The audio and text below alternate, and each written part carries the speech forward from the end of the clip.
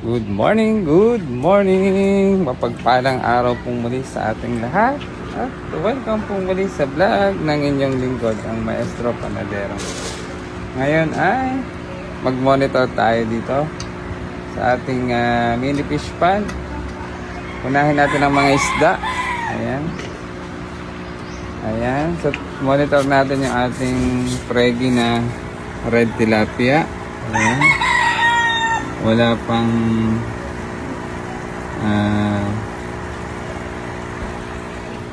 mga fry. Kuya Hil, ipapasabay ko nga yung aking tubigan doon. Pag bibili ka na doon. Na nilagay ko na doon sa upuan. Sige, salamat. Ayan po. Ayan. So, wala pang, hindi pa siya nagpipisa ng kanyang eggs. So magpakain tayo, pakainin natin, baka nagugutom na. Ayan. Feeding time, umagahan. Ayan. So, pagkain niya yan. Kumain ka na, breakfast time. Dito naman tayo sa ating mga fries or mga fingerlings. Ayan. Hindi siya fingerlings and goods, ha. Good morning, ayan. So, maaring sa Friday ko na po yan palitan ng tubig. Okay pa naman yung kanilang tubig. Ayan, nakikita niyo po ba yan? Yung mga ulo-ulo na yan. Ayan, ayan po, ang dami nila, Pakainin na rin natin po sila. Good morning! Breakfast time! Ayan. Ayan, ayan ang kanilang pagkain. Kain. Dahil marami na sila dyan, dagdagan po natin yung kanilang pagkain. Ayan.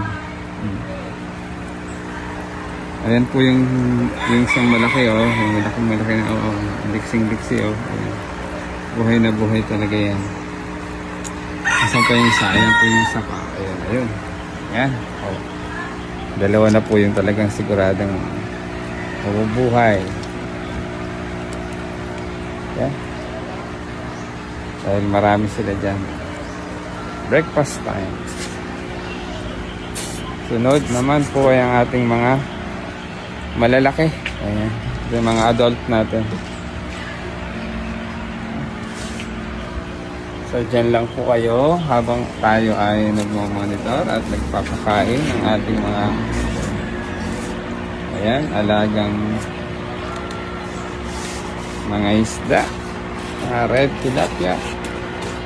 Ayan. Tingnan natin kung mayroong sisibad sa kanila. Ayan. Kailangan ko na palang maglagay ulit ng ating pagkain.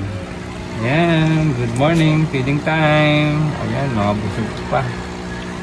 Ayaw pang kumain, breakfast time.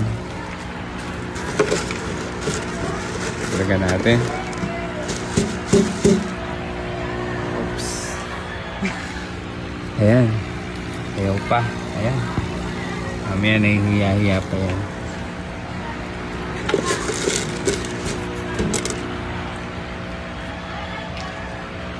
Dito tayo sa kabila sa isa. Marami ding mga adult dito.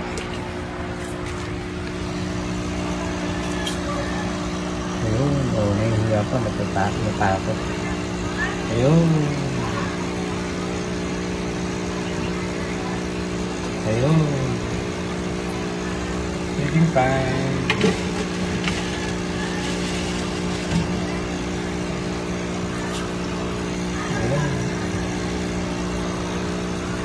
Kain na kayo, breakfast time.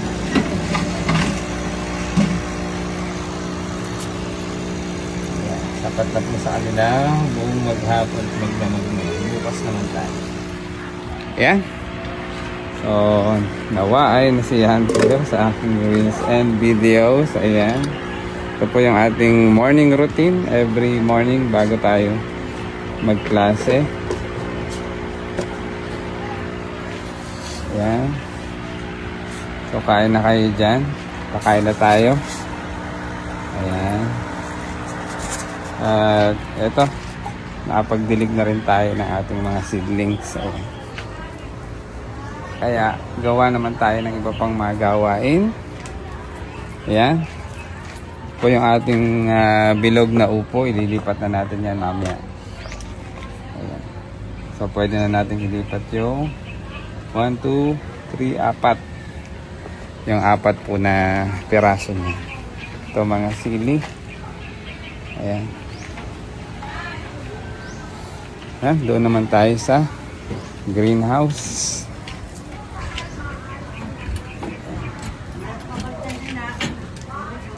Ha? Okay. Sige, sige. Ay po tayo, nabilis paningin ko Ayaw yung... Kaya tayo, kakain ng kabuti. Nasusobra ng kabuti.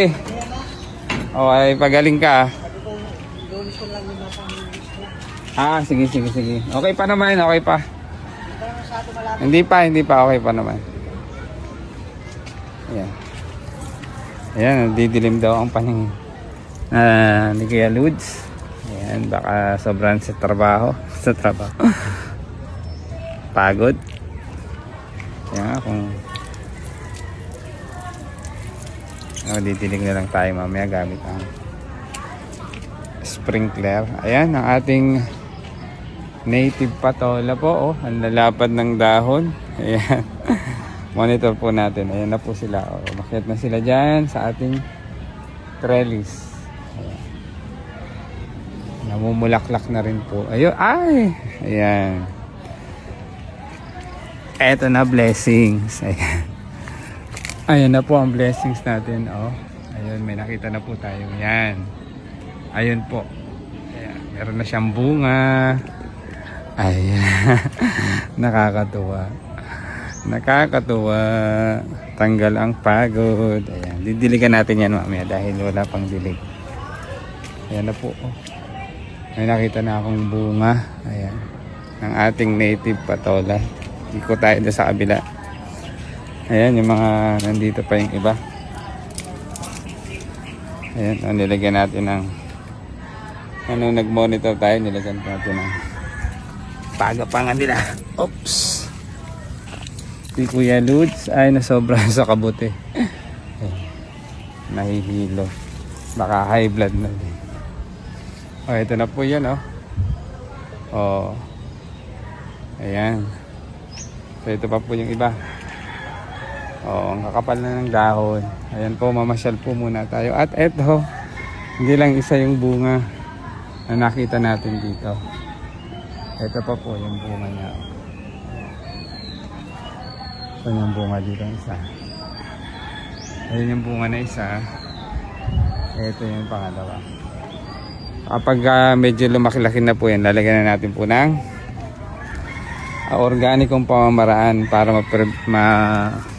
iwasan po ang kainin ng peste, yung ating tinatawag nating native patola. Lalagyan po natin ng net bag, or ang tawag po doon ay net bagging. Yan, oops. Isang prutas na marami ang mata. Ayan, may pinya din po kami, pineapple. Yan, pumupuso na rin ang mga saging. Ayan po. Ayan, saba. Malapit na naman tayo magtiba. Tibain na natin. At ang ating mga Mexican, may kumain ng bulaklak, Mexican sunflower. Namumulaklak na. Marami na. Ayun, sa labas po, dito sa may gilid ng greenhouse. Ayan, ito na po. Ating upong tambuli. Ayan, diligyan natin. Mga mustasa. Ayan, eggplant. Diligyan natin. Ayan, so magbigay din ako ng updates dito sa loob. Ayan, nahulog. Ng greenhouse. Ayan. Dahil mainit na, mainit pero makulimlim, di natin sigurado kung uulan. Ayan po yung Mexican sunflower, ayun. Ayan. Namumulaklak na po sila. Ayan, dito tayo sa ating mga lettuce. Yan, may natira pa pong lettuce, oh. Ayan, oh. Fresh lettuce, ayan. Ayan po. Ayan, may ilan pa po, mga 2 orders, pwede pa yan. Ayan. At eto na yung ating mga baby lettuce. Oh, di ba? Ayan. Malalaki-laki na rin sila.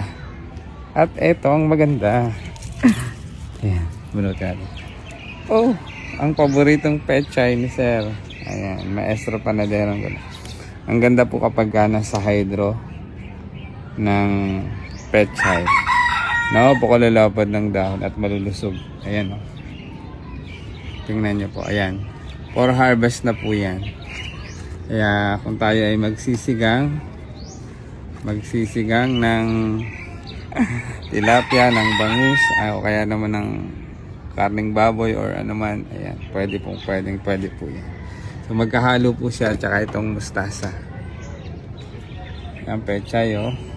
Oh, itong mustasa naman to. Ayan.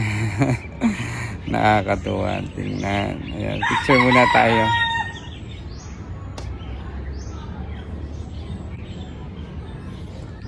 Ayan, picture tayo habang nagbi-video. Ayan.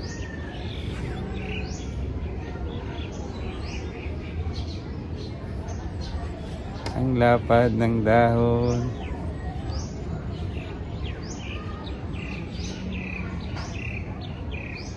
Ayan. Ayan, nakapag-monitor na po tayo. So, tingnan po natin kung kung meron pa silang sapat. Ayan. Kapag napansin po natin na ayan, pechay pa rin po ito. Medyo konti na po yung solution niya, dadagdagan po natin. Ito okay pa po ito. So lettuce. Ito okay pa sila. Ayan. Dahil mahaba na rin po yung mga roots niyan o ugat. Abot na po yan sa ilalim. Kahit hindi na po natin dagdagan ng solution. Ang mahalaga dito po. Ayan. So konting dagdag na lang po dito. Ayan. Ayan po. Ayan. So nakikita po okay pa naman. Ayan, okay pa. So itong isa lang na dito. Ayan, asan ba to? Itong mga pechay. Ayan. So dagdagan na natin. Ano pang hinihintay natin? Ano pang hinihintay ko? Ayan. Dagdagan na natin. Mas maganda dito yung view. Dahil may malalapad na pechay. Di ba? Ayan, mustasa at saka pechay, ang paborito ni Maestro Panadero. Yan, so dagdagan na po natin. Magkahalo po yan, pechay at mustasa. Dagdagan na po natin ng solution dahil kukunti na yun. Hydroponic solution. Snap A and Snap B. So kapag nagkulang ulit, magtitimpla tayo. So, dyan lang po kayo. Panoorin nyo po ang inyong lingkod, ang Maestro Panadero.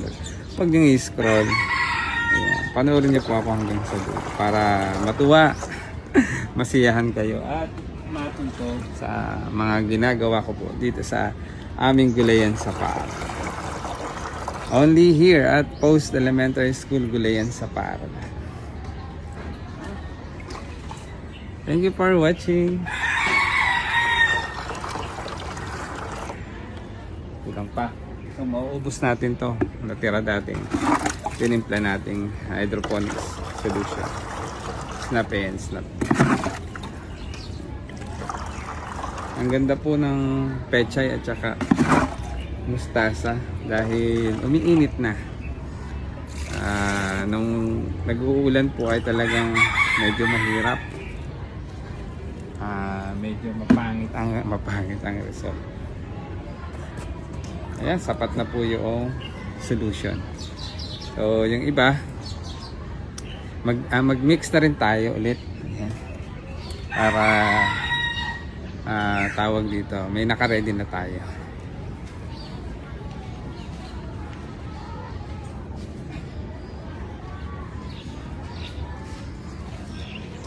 Ayan, so eto nga po pala yung ating hydroponic solution, ang Snap A and Snap B. So magmi-mix po tayo dito sa 10 liters of water. Ayan. Sa mga nais mag-hydroponics, ayan po yung ating kailangan. Dahil naubos na po, ayan, patuluin po muna natin yung tubig. Naubos na po yung dati.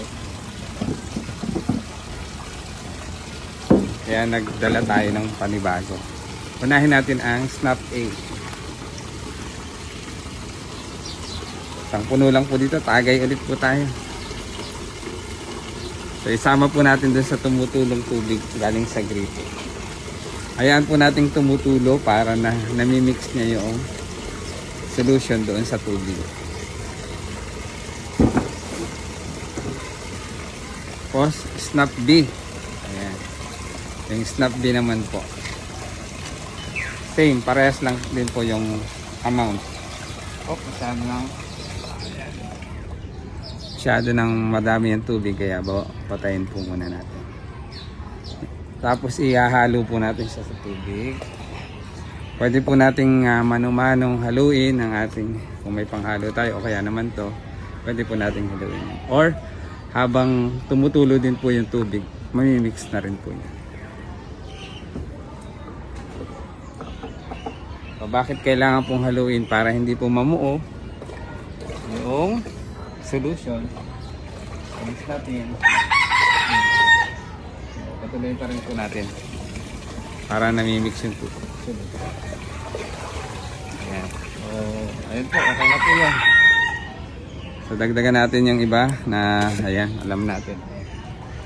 Kahit isang tabo lang po. Okay na yan. Dagdagan pa ulit natin to.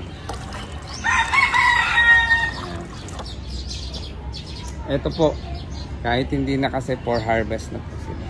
And nakikita ko naman po yung tubig, yung solution ay sapat pa. Ayan. Ito tayo sa kabila. Kabila naman tayo. O yan. Ayan po yung ating mga hydroponics. Mga baby lettuce. Ayan. So dagdagan pa natin ng konti. Konti lang po.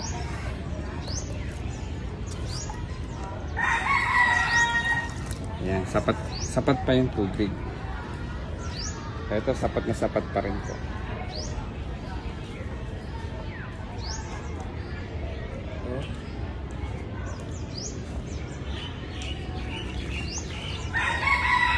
Sapat pa rin naman po.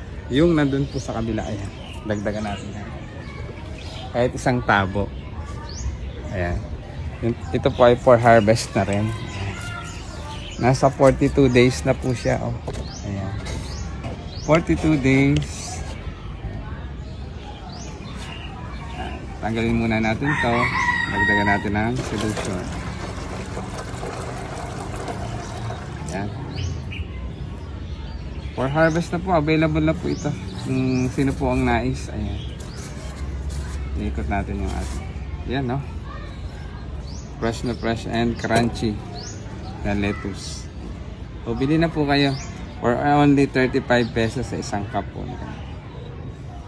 Ayan. Isang ganito po, 35. Pero kung bibili po kayo ng mas makakamura, 3 cups for 100 pesos.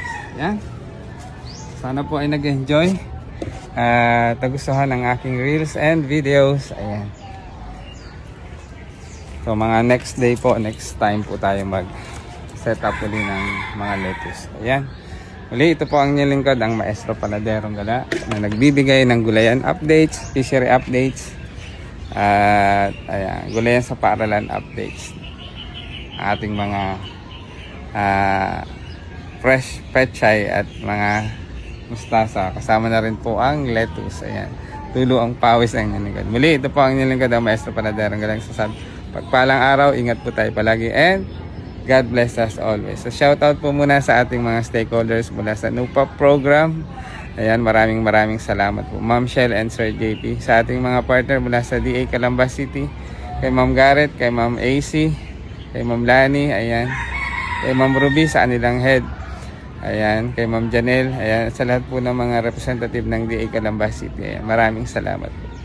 Sa ating mga, ang buong pamilya ng Post ES, ayan, Post Elementary School. Ayan, shout out po sa aming masipag at supportive naming principal, Ma'am Maria Lourdes A. Montiel. Shout out po sa inyo. Sa akin dalawang nakakatulong dito, kay Kuya Hil at kay Kuya Ludes. Ayan, Kuya Leo Nardo Buisa. Ayan, shout out sa inyong dalawa. At syempre sa aking buong pamilya, sa aking mga kapatid, saan man sulok ng mundo, ingat tayo palagi ha, huwag pabayaan ang sarili. Ayan, alagaan ang kalusugan. Sa aking mga magulang, ayan, ingat din po kayo palagi dyan, ama, nanay, at huwag masyadong magpapagod. Ayan, nagkakaedad na. Ayan, sa aking mga kababayan, ka-FB Reels, sa ating mga ka-Team Krong Kabay, maraming salamat sa support at pagyakap at pagtangkilik sa aking mga reels and video. Maraming salamat. Tuloy lang tayo sa ating yakapan o suportahan ng bawat isa. At syempre sa aking nag-iisa at masipag, maunawaing asawa, ayan, kay Ma'am Elaine, alam mo na yon. Ayan, ingat ka palagi, huwag masyadong magpapagod. Alam mo na yon. At syempre sa ating Panginoon, thank you Lord for all the blessings. Muli, ito Panginoon Lingkod, ang Maestro Panaderong galang sasabing, pagpalang araw, ingat po tayo palagi, and God bless us always. Thank you for watching, share na yan at mag-follow na.